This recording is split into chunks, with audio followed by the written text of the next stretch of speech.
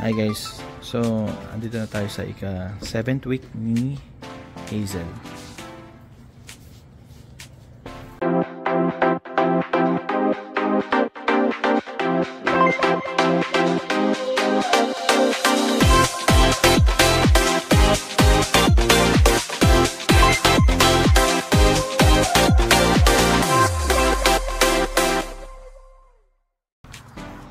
So yan, ito na siya. Makikita niyo ang laki na ng pinagbago talaga, oh. Ang lapad na ng ano niya, oh, ng sa may belly area. So at this time makikita natin, tingnan mo yung ayan ang ano niya, ayan na siya na kusang humiga. Kitang-kita na yung paglaki ng kanyang mga sa may breast area. And talagang kasi since first time niya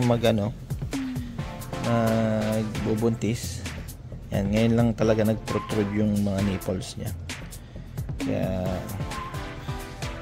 totally confirmed na buntis na talaga to.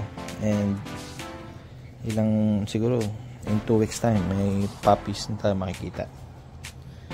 And hoping na maging ayos at normal ang sa delivery.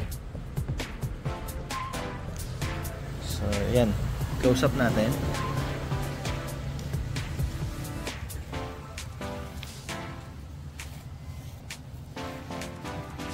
Outside view.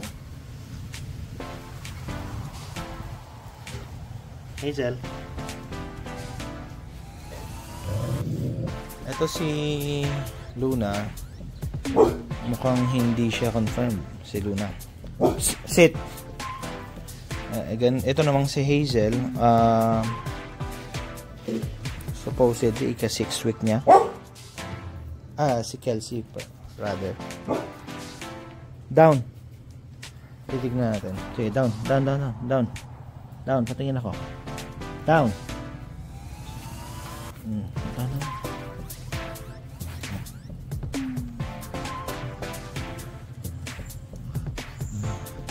So far, hindi ko medyo marunay lang si madaming mga nakadikit.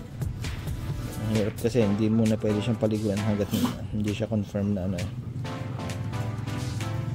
So far parang wala pa masyado makita.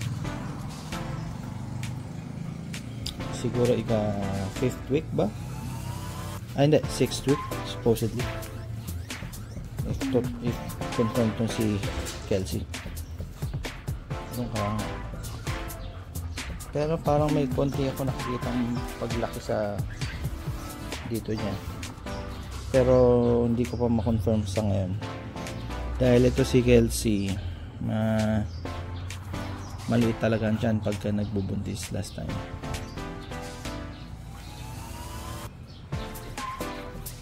Ito talagang manifested talaga kaya kitang-kita kay Hazel. Ayan.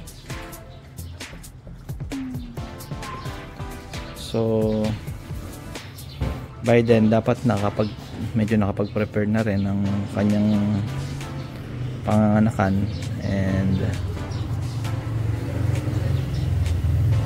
dapat para time of delivery naka-ready na yung mga kailangan. So pinapaready ko na rin yung cage na gagamitin. Ito si Luna. Hi Luna. Si Hazel. Si Alas yung kumakain sa kanyang cage. Alas.